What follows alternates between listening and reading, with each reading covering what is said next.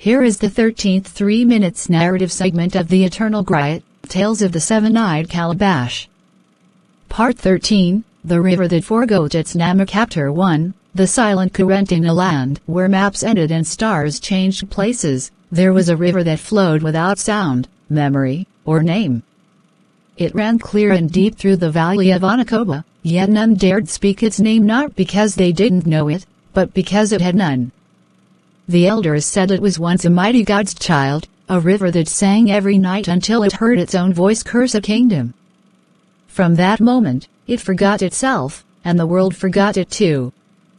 But the calabash remembered.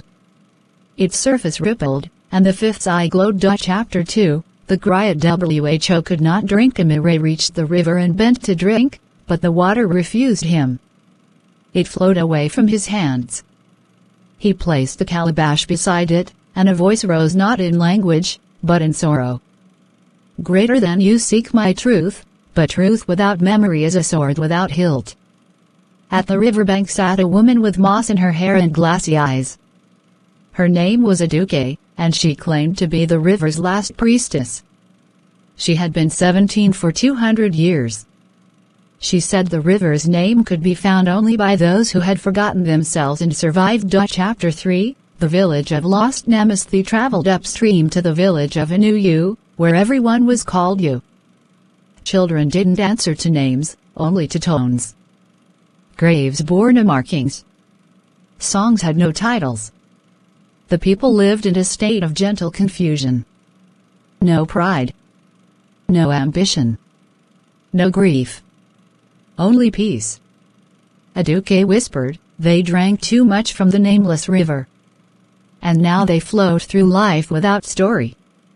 One old man cried out in the night, calling a name no one else remembered, greater than Amode. It meant my past. The calabash pulsed. Omire knew what he had to do, become nameless himself. Chapter 4, The Unaming. With Aduke's help, Omire sat beneath the river's oldest fig tree. He wrote down his name, his mother's, his childhood, his songs. Then he burned the parchment and scattered it in the water. Immediately, the river reached for him. It pulled him beneath, into memory's undercurrent. He saw his first lie. The story he never finished.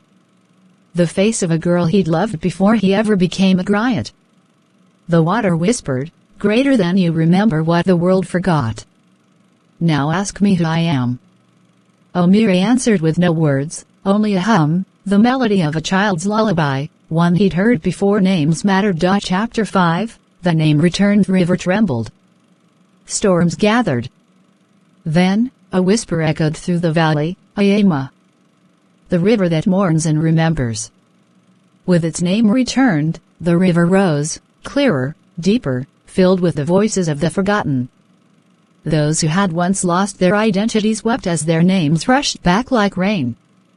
Aduke began to age for the first time in centuries. She smiled as wrinkles formed. Greater than the river has forgiven us, she said, because someone dared to remember. Omire filled the calabash with a drop of Ayama's water. Its fifth eye blinked shut. Only two remained. Chapter 6, The Song of Returning. Villagers of Anuyu began to sing again. Songs of grandmothers. Of children. Of seasons and lovers and gods. Their stories returned. And the river sang with them. Omire sat on the bank as Aduke walked into the current, now a girl once more, now a name among many. The calabash whispered to Omire, greater than memory is not just for keeping. It is for sharing. And forgiving. He stood. The journey was near its end. But ahead, he saw a land where even the sky had been silenced. And Hikaniwthe most painful story was still waiting. Here is the 14th 3 minutes narrative segment of the Eternal Griot, Tales of the Seven-Eyed Calabash. Part 14, The Sky That Refused to Dream. Chapter 1, The Land Without Stars. Amire's path led him to Nwulio, a realm blanketed in eternal dusk. No stars. No moon. No sun. just a ceaseless, pale gray sky that neither moved nor spoke. The people lived by instinct, not vision. They told no dreams, for no one dreamed. Children were born without lullabies. Lovers slept without whispers. And above them hovered the silent sky, watching, never blinking. The calabash trembled. Its sixth eye opened slowly, revealing a swirling darkness inside. This was a place where even imagination had been buried. Omire whispered, "Greater than, where does a dream go when it is never born?" Chapter 2, The Ski Maker's Grave found the remnants of a crumbled temple, the house of Komi, once home to the ski makers, dream weavers who painted the heavens with hopes and visions. Their symbols lay in ruins.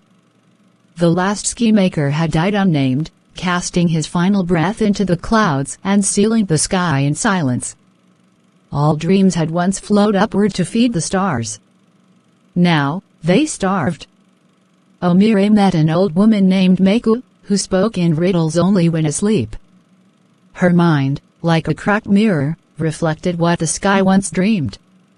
She told him, in her sleep, greater than to wake the sky. One must dream the dreamless. Chapter 3, The Child Who never slept. In the village's edge lived a boy named Zinri, born with open eyes. He had never blinked, never slept, never cried. He painted invisible stars in the dirt with his fingers. When Omire sang near him, Zinri's fingers twitched in rhythm. The calabash began to hum a frequency only the boy could fully hear. At midnight, Zinri led Omire to a hill of sleeping stones. There, buried beneath sand and bones, was a forgotten sky drum, the instrument used to summon visions to the heavens. Omire placed his hand on it. It was warm. Chapter 4, The Dream Feast. To awaken the sky, a dream feast had to be held. But no one in Nwulionatu remembered how to dream. Omire journeyed to each home, telling stories he had gathered, the whispering tree in Amadak, the moon-cursed king, the lightning tree, the river of forgotten names. As he spoke, villagers began to twitch in sleep. Children laughed in slumber. A girl drew a star with her breath. Zinri, for the first time, yawned. That night, Omire beat the sky drum. Dreams flew upward like embers. The sky rumbled. And one star blinked awake. Chapter 5, The sky's first tarth gray sheet above cracked. Out spilled color blue, then gold, then twilight purple. Zinri looked up and wept. His tears glowed and rose, joining the stars. His first dream drifted into the sky, greater than a field where drums flew, where voices turned into birds, where no one was ever forgotten. Suddenly, the calabash's sixth eye closed. The villagers fell to their knees as constellations returned, forming images of their ancestors, songs, and unborn futures. The silent sky had remembered how to dream. Chapter 6, The Path of Final Storytime stood beneath the now blazing heavens. Meku, now young again in her sleep, murmured, "Greater than, there is one eye left, Griot. And it watches not the world, but you." The final journey would not take him across the earth, but into the deepest chamber of the calabash, where no story had ever reached. Where the Griot would find the first story and face the truth he had always avoided.